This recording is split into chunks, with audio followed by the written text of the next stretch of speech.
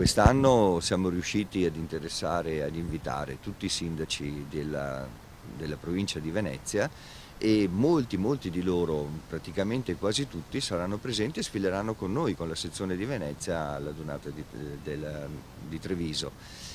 Speriamo anche il nostro sindaco di Venezia. Alla 90ª Dunata degli Alpini dunque accanto alle penne nere veneziane sfileranno anche i primi cittadini, evento che la nostra emittente domenica seguirà con una lunga diretta a partire dalle 8:30. È una Dunata particolarmente importante perché è ricca di significato storico. Si svolge in territori, come nel territorio di Treviso, che 100 anni fa ha visto la difesa strenua del nostro esercito dopo la rotta di Caporetto. 12 ore di sfilata, l'animo alpino lascerà il segno anche quest'anno perché la solidarietà è uno dei capisaldi e dei principi delle penne nere. Solitamente i vari gruppi e le varie sezioni quando partecipano alla Dunata lasciano un ricordo gradito alla città che ci ospita e in questo caso i vari gruppi e le varie sezioni, e non soltanto quelli di Venezia ma sicuramente di tutta Italia,